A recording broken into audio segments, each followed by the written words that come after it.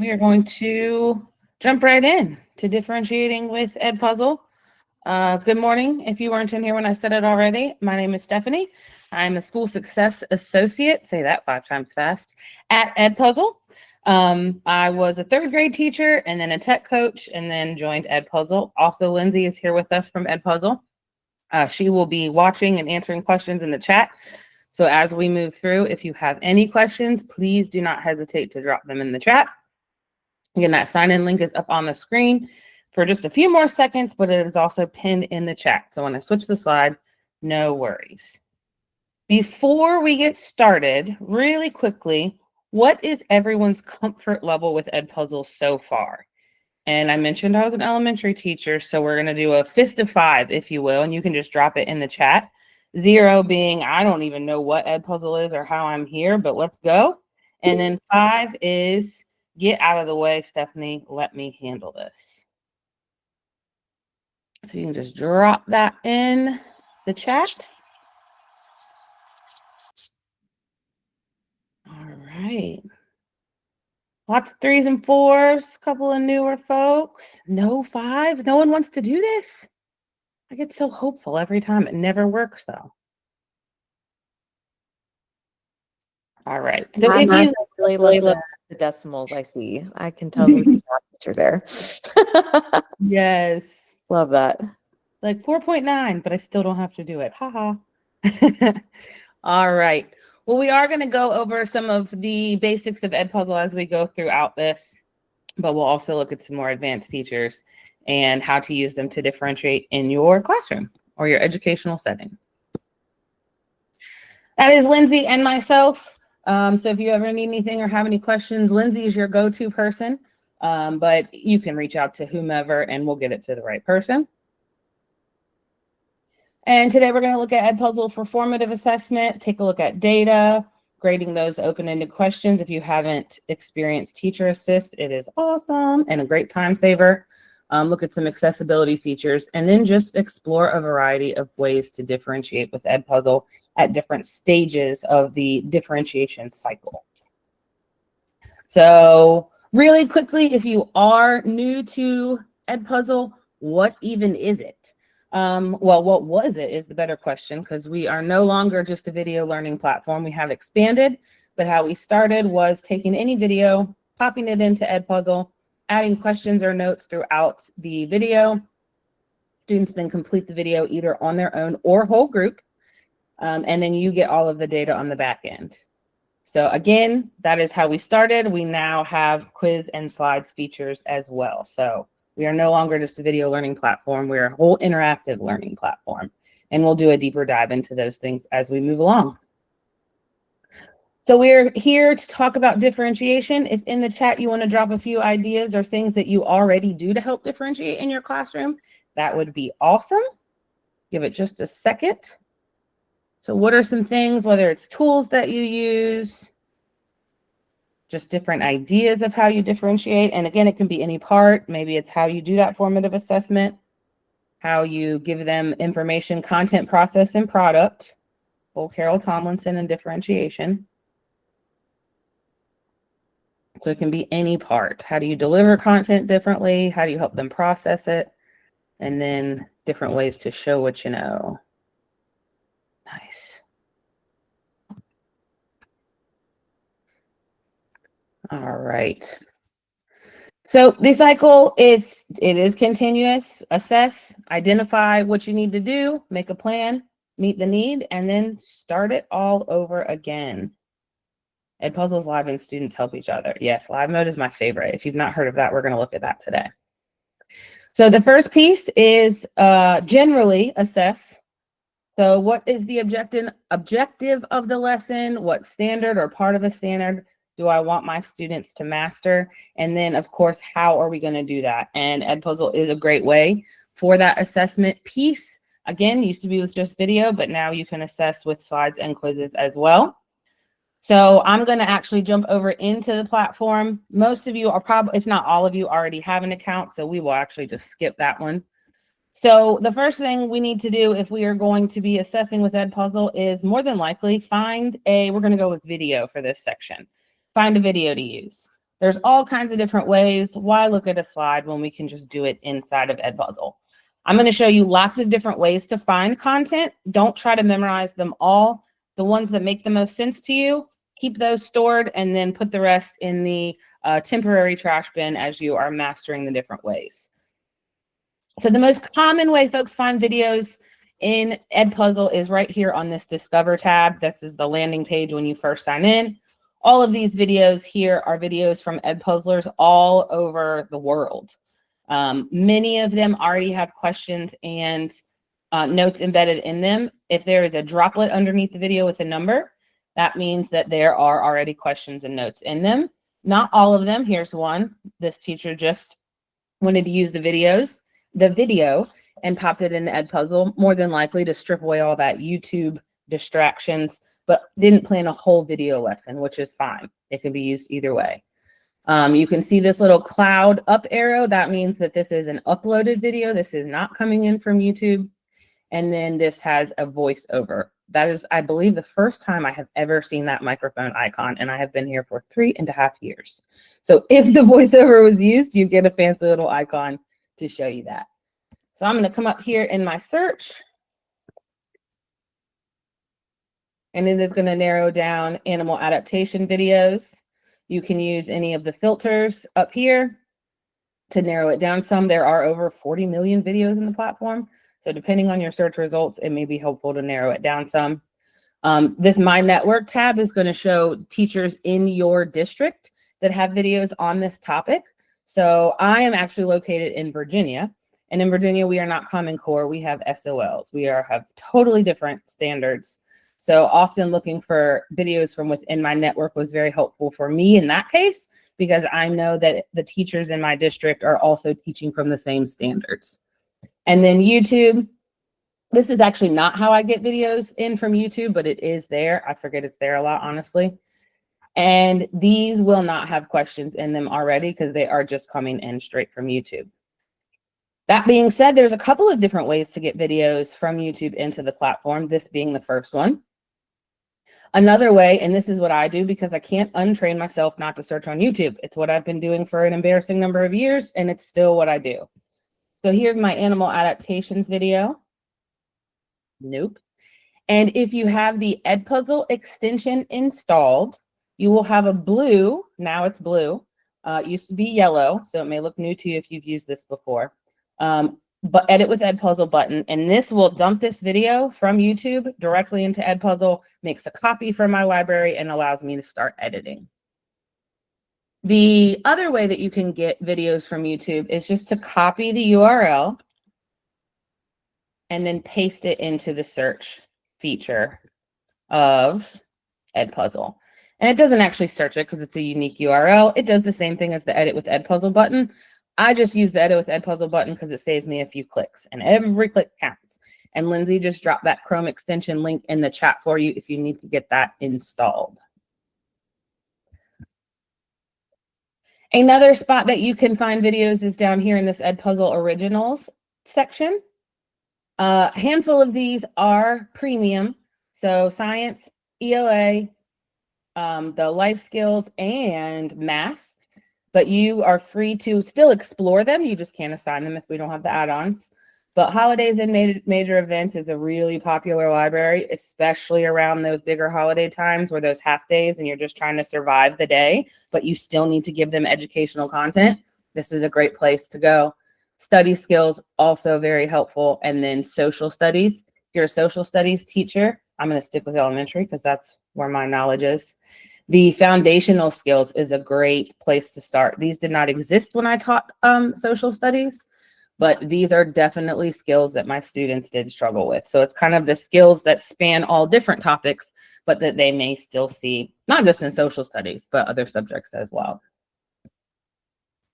All of the Edpuzzle Originals are fully editable. So while they have questions already embedded in them, they are ready to go.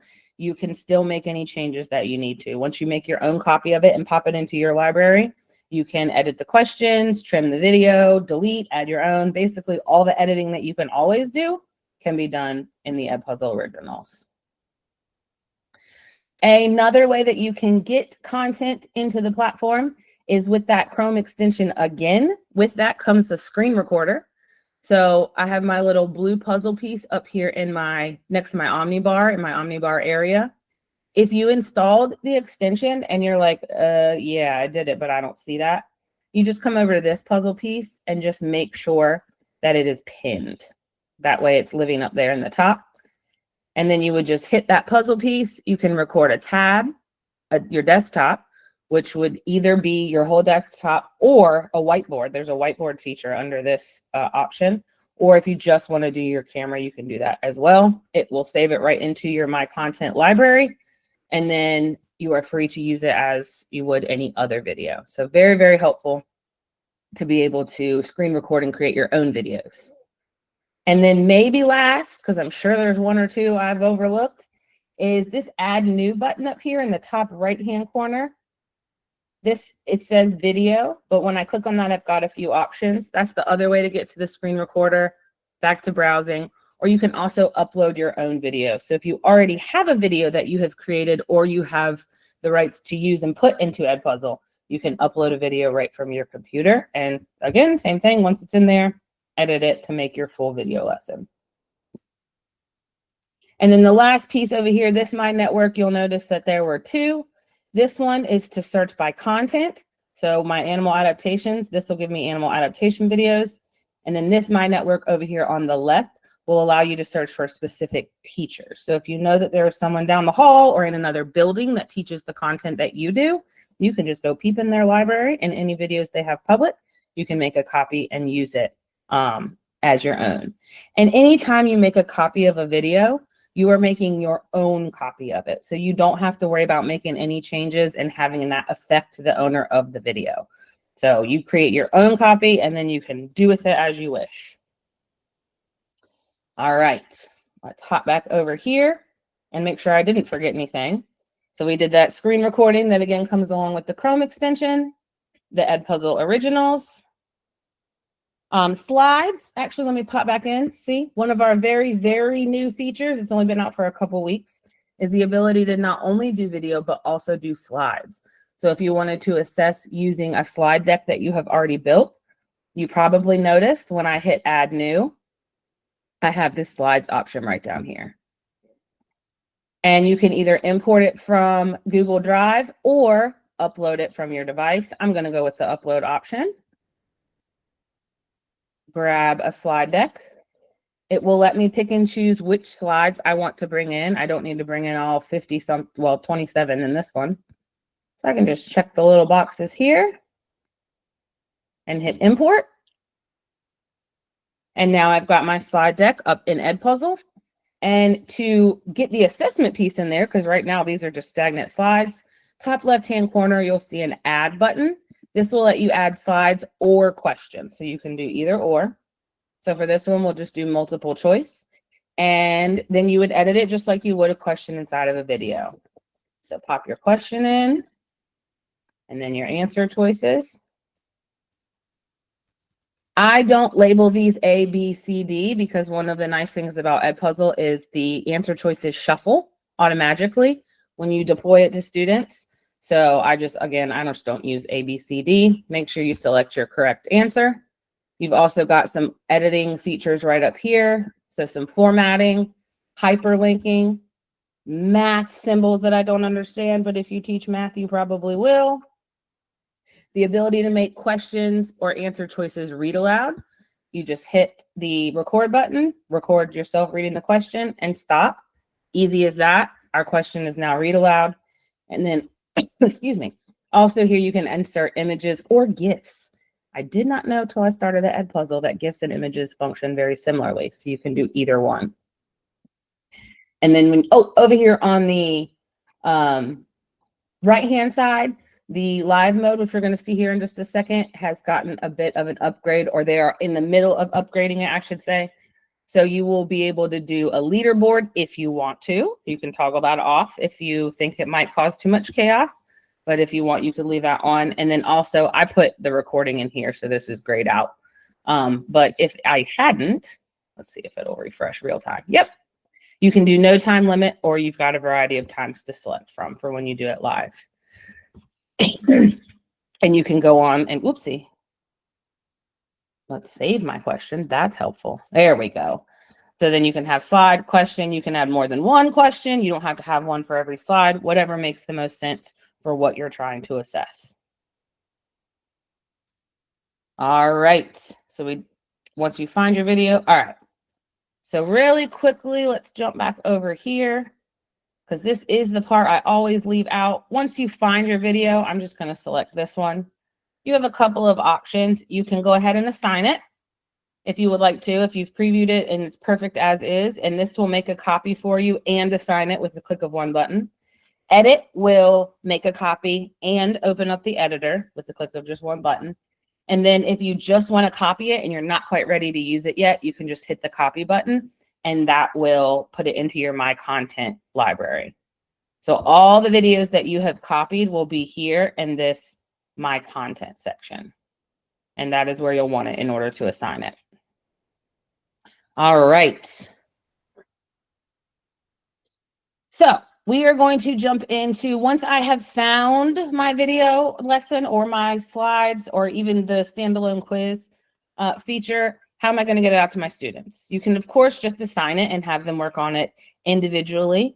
But I mentioned live mode a couple times, and that is my favorite feature. Should I play favorites? Probably not. Do I? Yes.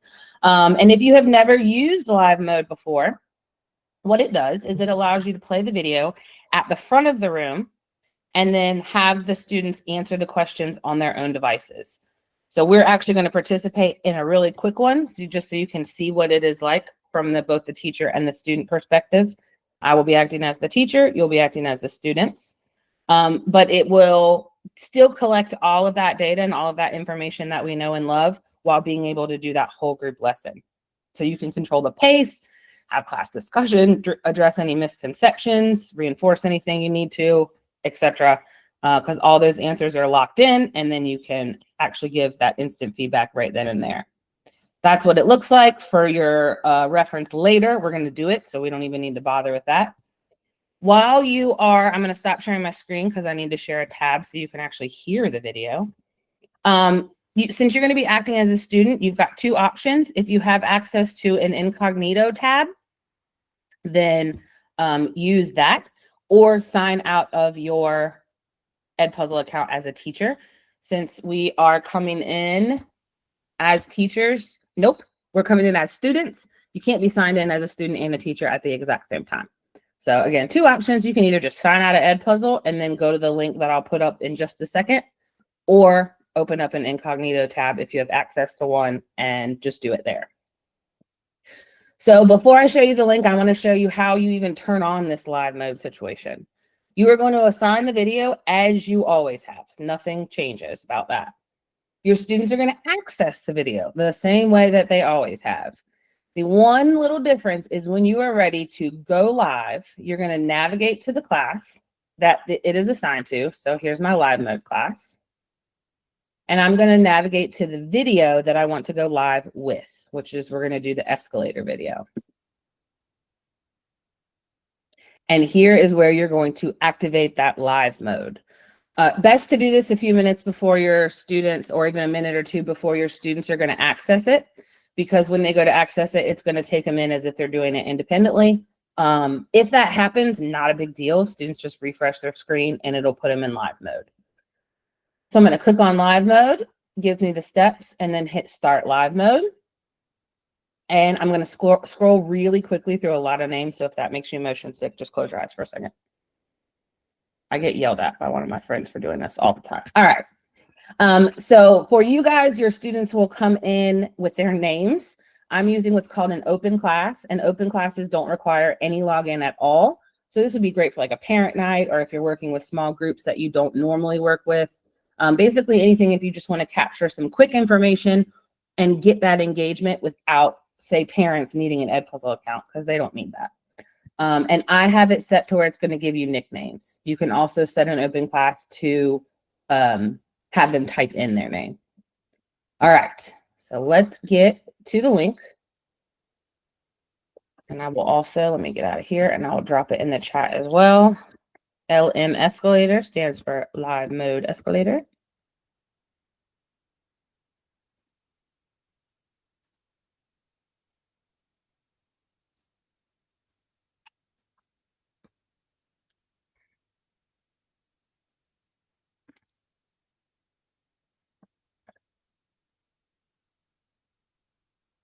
Let me pop back over this tab. Oh, we're good. Okay, fantastic. Folks are starting to get in. So far, we have Dainty Prickly Pear, Olive Hyena, and Speedy Lychee. I love the nicknames. One of the many, many nice things about live mode is if students are absent, come in late, leave early, basically they miss any part of the lesson, you just don't get through the whole lesson because this is still living in Google Classroom. Y'all are Google Classroom, right? Yep. Okay. Since it's still living in Google Classroom, the students can still complete it independently once you have ended the live mode. So you don't have to worry about doing any makeup work, or again, if you run out of time, it's not a problem at all because it's chilling in Google Classroom and they can access it at any time.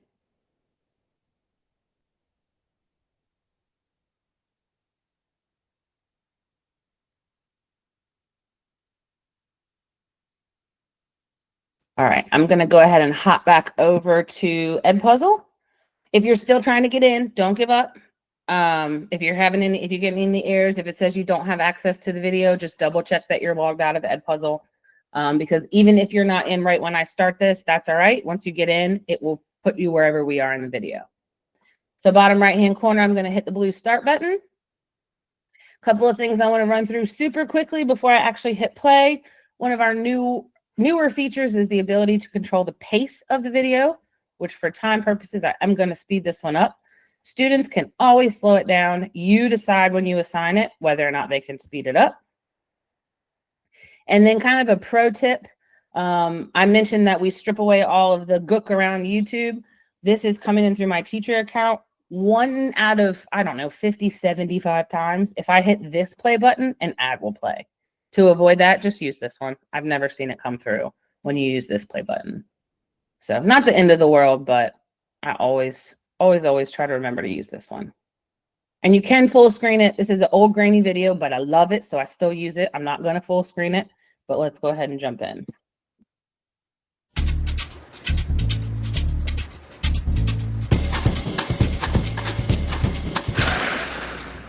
Whoa, that's not good. All right, our first question already is open-ended, and there's an example of putting a GIF into a question as extra support. If you could do me a favor and misspell a word or two, just a couple of you, and also get it wrong. Not everyone, though. And you'll see why when we do one of our other features. Down here in the bottom right-hand corner, you can see how many students have answered. The very first time I roll this out, even if my students are seasoned Edpuzzlers, I do give them a little bit extra time because sometimes just that tiny change of format can throw them off. But as you're seeing right now, it is super duper simple to use, very easy to select. This one also has the option to record. Students can record their answer instead of having to type it in. One of those fantastic accessibility features that I love. If you are doing this in person live mode, maybe we don't want students recording their answer, because at least with my students, I know once one found record, they'll all find record, and then you'll have everyone talking at the same time. So when you are building these lessons, just kind of keep in mind if you are planning to use it live mode or primarily independently. Same thing with those read aloud, that read aloud option. All right, I'm gonna go ahead and hit continue. It does not show responses immediately, so if you need to have some discussion, you can. Once I hit show responses, then you will be able to see them. It is not advertising who said what, so we're not saying, look who got it correct and incorrect.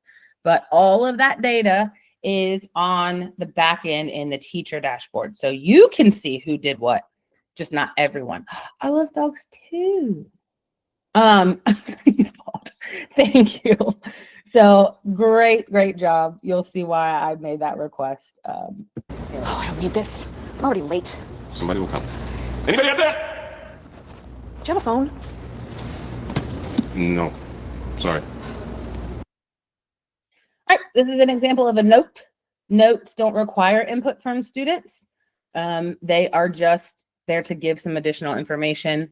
Especially if it's a video that's not yours, you can add in maybe something that's missing. If you have little reminder tips or tricks to help them remember content, throw that in. You can always start the video with a note, setting the expectations of the video. Excuse me. Lots of different uses for notes. Nothing to see because no response is needed. Somebody! Hello? There are two people stuck on an escalator and we need help. Now, would somebody please do something? Help! I don't believe this. You gotta be kidding me. I'm gonna cry. Well, there's not enough left to do. That's it. All right, then an example of a multiple choice question with some emojis in the answer choices.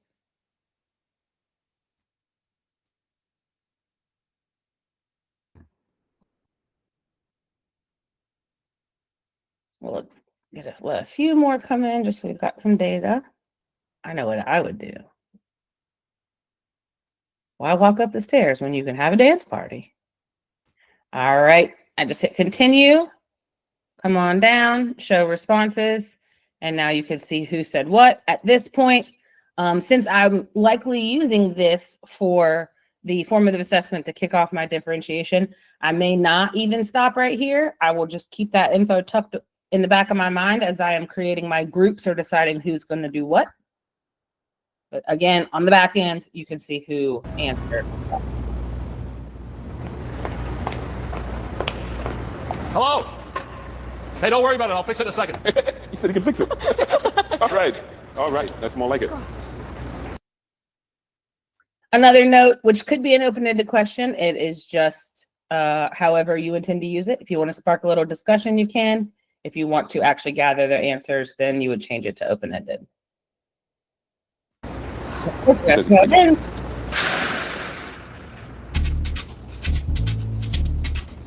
Now they get to have a dance party of 3 because they're all stuck on what are now stairs. Bottom right-hand corner is where you're going to exit live mode. It's going to make sure I didn't accidentally hit it. And now students could pop in and either finish it if you didn't get done, complete it on their own. If you gave them multiple attempts, they could try again. For you guys, while I'm fixing my screen sharing yet again, top right-hand corner, it will say leave open class. So you're going to want to leave that open class because you are all done with the student portion.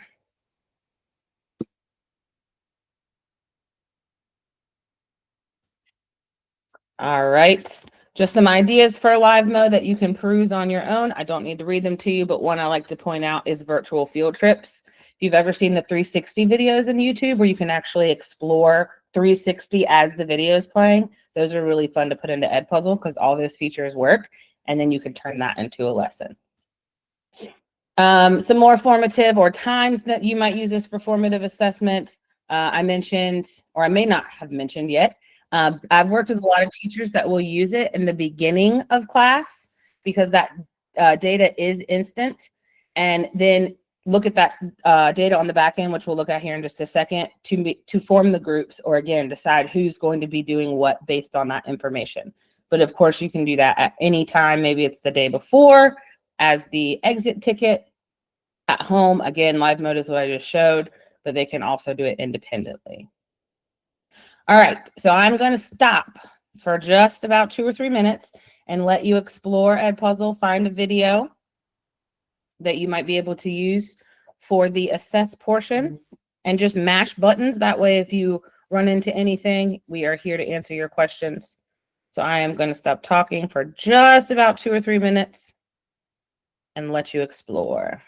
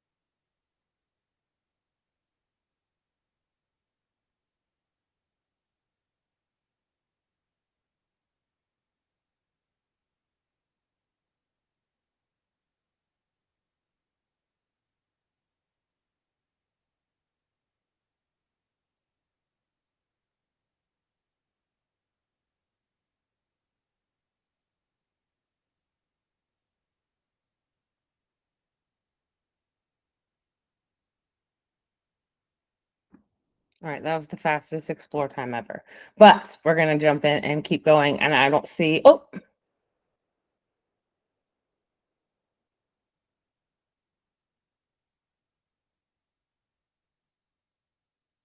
The video should not be appearing 6 times in your content. You should be able to assign the video to multiple classes. I'll have to take a look at that. That's interesting. All right. Oh, did I go too fast? No, I didn't. All right, now that I have given the video, whether it be in a live mode or done independently, now we need to go in and identify where the needs are. What do we need to do? Who needs what? And of course, the data on the back end will help us with that. So I'm going to show you the slides really quickly, and then I'll actually go over into Edpuzzle because there is one super awesome newer feature that I want to share. But we have what we call stoplight data, so you can very quickly at a glance, this is what I was talking about with the folks I've worked with that do it at the beginning of class. They can just very quickly go in here and see how the students did, because again, the grades are color-coded. This is the amount of video they watched. The number of times I look at this and think it's the grade is embarrassing, but that's the grade. When they last watched it, whether or not they've turned it in, and then you can reset their progress. And now with multiple attempts, there's another column in there that tells you how many times that they tried that video, if you've turned on multiple attempts. So of course, the students who just knocked it out of the park, they may be ready to move on to something more complex, do a little bit of a deeper dive into things. Our yellow and our red may need more instruction. Maybe the yellows can do a little bit of independent practice, and then you grab the reds to do some guided practice. Of course, you know what your students need best and how best to do that. Maybe you're going to do some guided and independent for both as they're rotating through. You can also look at how the questions performed. So not just how the students performed, but how the questions did. So if we have a question like this where nearly half got it incorrect, that may not even be a small group situation. That just may be, oh, I got to reteach. Or if it is red, then again, that might be a whole group reteaching because most folks are missing it. Where here, if I've just got a couple, I can address those individually, just like with the student data. For multiple choice, it is going to tell you who picked which choice. So again, if I have a lot of students who got it incorrect and they all picked the same incorrect answer, why? Was it the wording? Did I make a mistake and accidentally mark the wrong one? Sometimes that has happened. But again, an easy, quick way where you can just glance and be able to make those instructional pivots real time.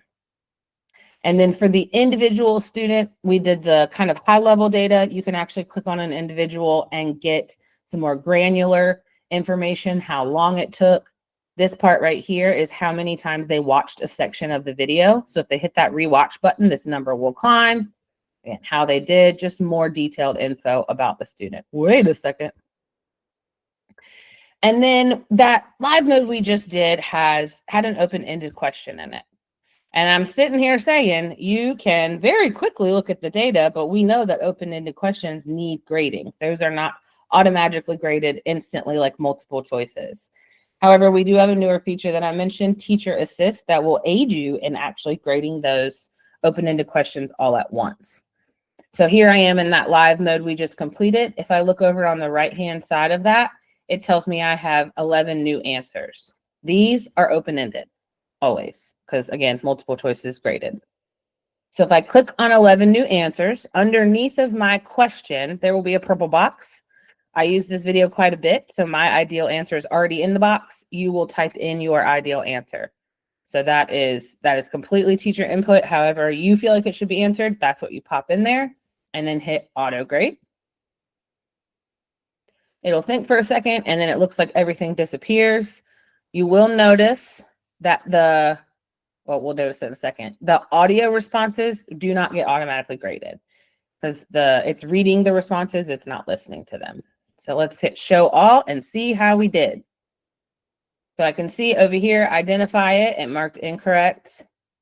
You have to know you have a problem. Yep, I don't know. Perfect. Escalator stopped. You can see a little variation. I said escalator quit. Someone else said escalator stopped. It marked it correct. Keep going through. See, if I wanted to change answer, because my assistant and I are not always going to agree, I can easily say, I love dogs. And because you said that, I'm just going to give you full credit.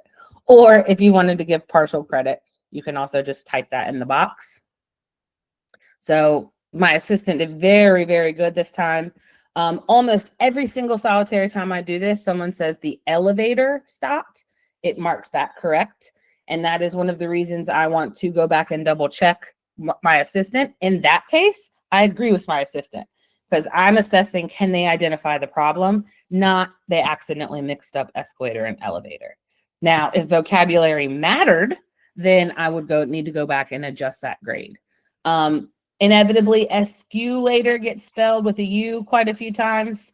It will still mark that correct. So minor spelling errors, it will allow. I saw one yesterday where it was the escalator tops, and it did not mark that correct because tops is a word. It's just not the right one. And then there was one of the folks did some really bad spelling errors, and it marked that incorrect. So just being able to quickly skim, making sure you agree with your assistant. And the whole point of this is to use the data to inform instruction. So we want to know what our student said. But what a fantastic time saver, being able to just hit a button and have all of those automatically graded for you.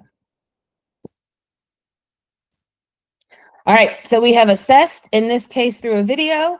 I have looked at my data and identified the need, and now I need to make a plan to address it. One of the things you can do, and this might be great for those students that do need an extension activity or do a bit of a deeper dive, is student projects. And student projects are exactly what they sound like. They let the student become the teacher. So they can upload their own video. They'll be able to record themselves, just their camera, or upload YouTube or record themselves. YouTube is YouTube in Edpuzzle. They're not out on the big wide world of YouTube getting lost. So it is nice and secure. And then students have all of the editing capabilities that teachers do. So they can trim down that video, put notes in there, ask questions, and those videos stay private. We can make our videos public or private. Student ones always stay private. But what you can do is assign that video to your class. I don't know how many of you have sat through PowerPoint presentations from students.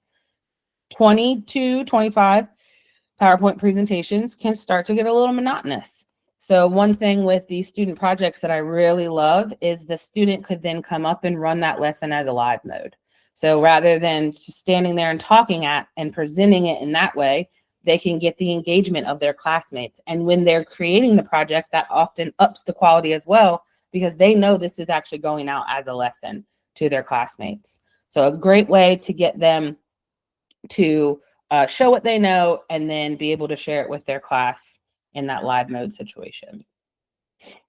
Playlist is another way to be able to curate some resources based on the needs that you identified in that assessment. And I can create a playlist when I'm assigning if I wanted to. So I'm going to come over to my content. You can create a playlist here. That's not quite updated yet for the slides and quizzes. So if you did want to do slides and quizzes, here's a slide. I would just check this. Here's a video and come down to a quiz.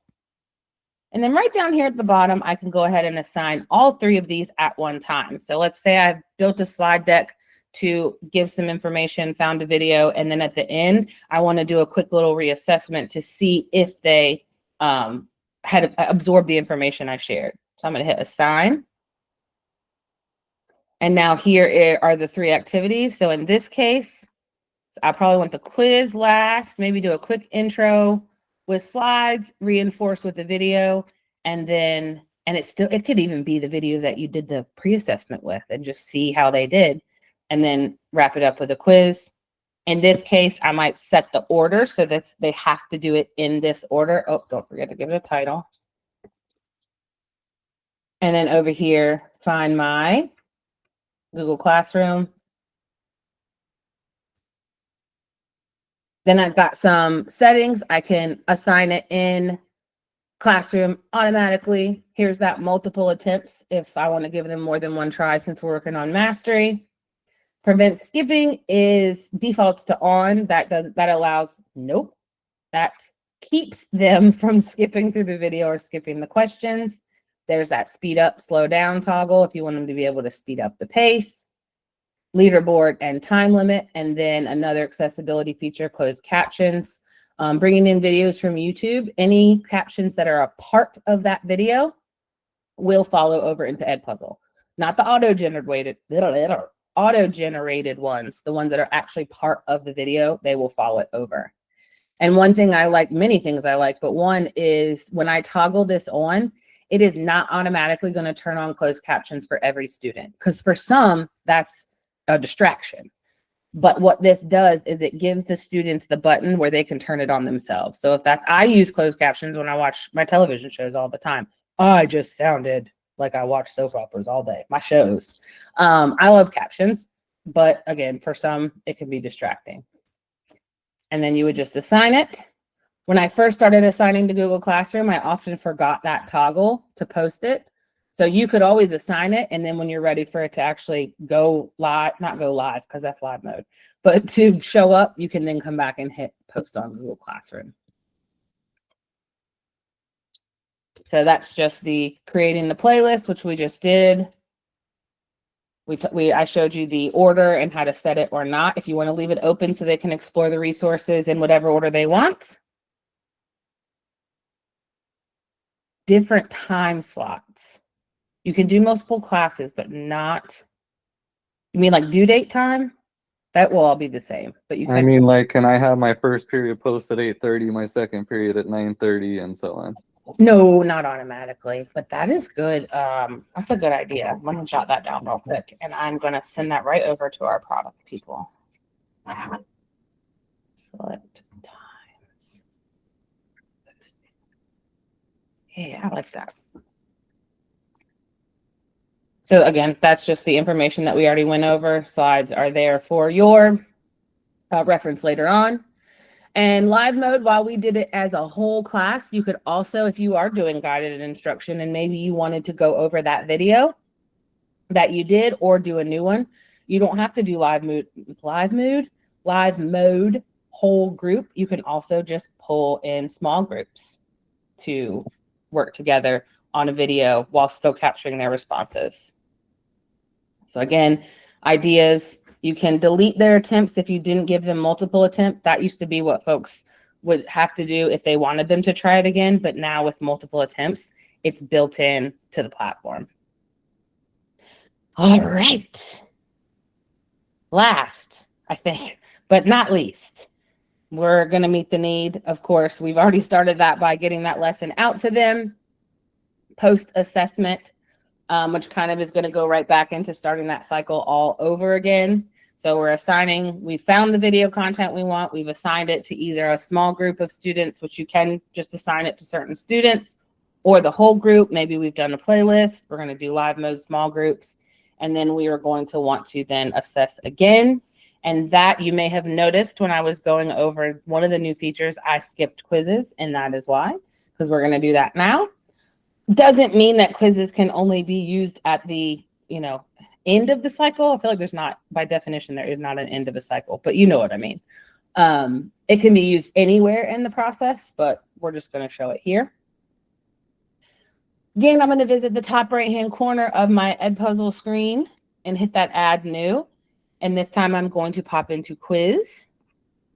And with slides, quizzes, and pretty much anything in Edpuzzle, once you find the button, the next steps are very, very easy. It's just knowing where all the buttons live. So actually we'll do open-ended because we did multiple choice with slides. So let me hit open-ended. And again, it's very simple and straightforward. Just type your question here. All of the same editing features that we know and love that are available in video and slides are here. So you can make this read aloud, images and GIFs, and then those formatting options. Over here on the right-hand side, something that was not on multiple choice is this allow audio responses. And this is for all open-ended questions. So if you want the students to be able to record, you just toggle that on. It will, just like we did for the quizzes, slides, it took away my ability to do a time limit because we want to give them time to respond. This will not force them to record. It will give them the option. So if I want them to, I will say, please use the microphone to record your answer. Just give them a little bit more direction in the question. Feedback is another great feature. This is, again, I'm showing it here, but it's available multiple choice, open-ended on all the different tools. And this is what will show up after the students have answered. Notes and feedback is probably where I see hyperlinks used most often, because depending on what they answered, if they got it incorrect, I could always link out some additional information that I want them to explore. If they got it correct, this is a great, fun, engaging way to throw a GIF in there as their feedback with that image tool right there. Again, just upping that engagement factor. And once they have locked in their answer, that will pop up unless they're given multiple attempts. Because if the feedback is like, hey, go here because you picked the incorrect answer, then they have all of it. But once they lock it in that final time, that feedback will come up. And then save. And now my quiz is on its way to being built so that I can just continue to add as many questions as I need to. And then top right-hand corner, as always, finish. Don't forget to change the title. You probably noticed when I was making the playlist, half my things are called Untitled or Delete Me. I don't follow my own directions. Do as I say, not as I do. So don't forget to change that quiz title. Consider circling back to previous skills as you move through a unit or a lesson or whatever the length of time is, just to keep that reinforcement going, especially if it was something that they may have struggled with initially. So an example of a differentiated lesson plan, again, you'll have access to this. I'm not going to read it to you, but just so you have an example. And down here, you can see if they need a challenge, what we might do. If they did pretty well with it and they just need a little bit more practice, a playlist, and then maybe the reteach using that live mode in a small group. So that's really the part I want to draw your attention to. But again, that'll be there for your reference. All right. Questions, even if it has nothing to do with any of the features that we went over, I do want to give you time to ask questions and again, be able to play and explore, because sometimes we don't realize the questions we have until we get in there and start mashing buttons. Did anyone pick up a new tip or trick or feature from Edpuzzle? Yes, I see a hand. You showed that you showed us an assignment where you assigned three assignments. Yes. And you said they are in order, right? You put them in order.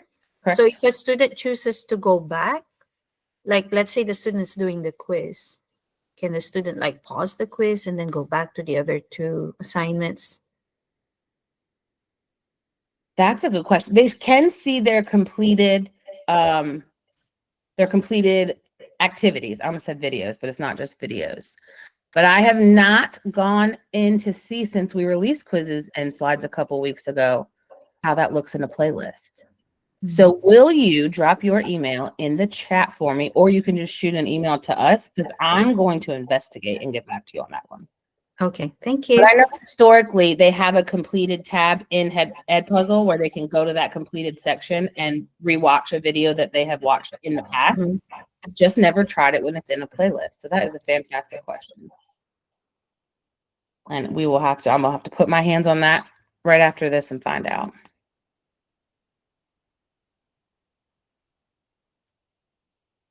The assignment options. Yep. I'll pop actually right back into the platform so you can see those. So, and I'm going to do it playlist style just so we have all the different options. So I've got slides, a quiz. So my little quiz icon, slide icon, and video icon. Then come down and hit assign. And you can see that video I've already assigned, which is why, going back to the question where you said it's in your content 6 times, you should be able to still, again, assign that one video to multiple classes, not have to have a different video for each class. So that one we might need to do a ticket for. The title. Here's where you can do that set order piece. So I can also rearrange if they didn't come in the order that I wanted. Then I'm going to select my class. And then here are those assignment options. So we've got the multiple attempts up here at the top, because again, if we're depending on where we are in the process, if we're just working on mastery and I want them to be able to try until they get it, I can give them multiple attempts right out of the gates. I can also do the post on Google Classroom if I want to, prevent skipping, that speed up or slow down the pace. So that's not them being able to fast forward. It's just like we did in that live mode. And you could particularly tell when they giggled in that video because it was really quick. So they can always slow it down. It's up to you to speed it up. Then the gamification pieces and the closed captions.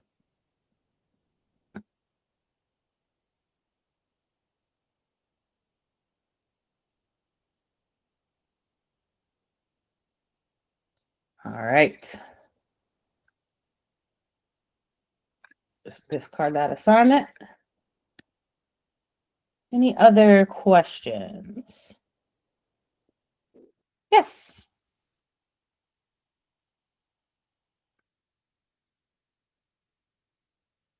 Ernesto, it looks like you're unmuted, but I don't hear you.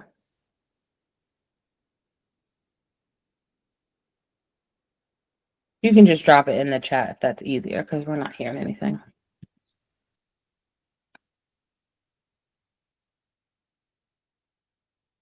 While you're getting that in the chat, just some more ideas of being able to embed links, images. Oh, one idea I didn't share that I really like is making multiple copies of the same video.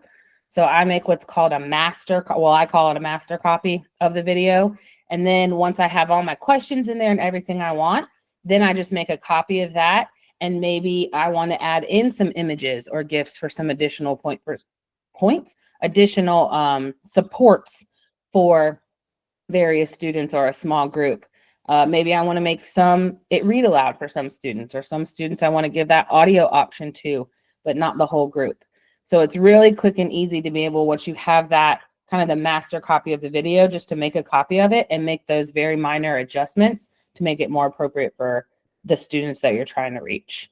So that is a quick and easy way to be able to differentiate the content / processing of the videos. We did the audio responses. We did read aloud. This is just making sure I didn't forget anything. We talked about somebody said sentence frames at the beginning. Talked about the audio notes and why am I blanking? Audio questions, audio responses, and audio notes. So again, same thing with embedding links. Again, you can reference this later if it's relevant to you, or if it's not. I do want to get to the feedback because we are almost at time. So we're going to skip those. There we go. And I will also drop that in the chat for you.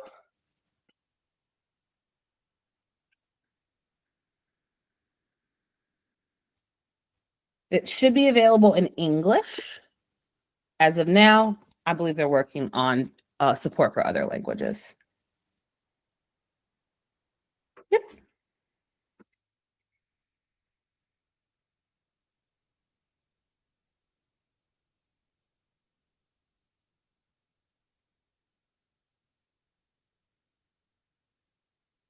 Are there any other questions? Ernesto, were you able to get that question into the chat so we can help you out?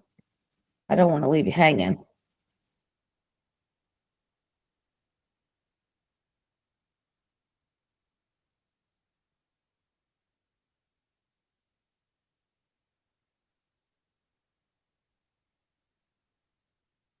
And if there was a question you asked in the chat that we may have missed, okay, gotcha, that we may have missed, please just drop it in there again. Again, I don't want to leave anybody out or leave any questions unanswered. Except for that playlist and going back.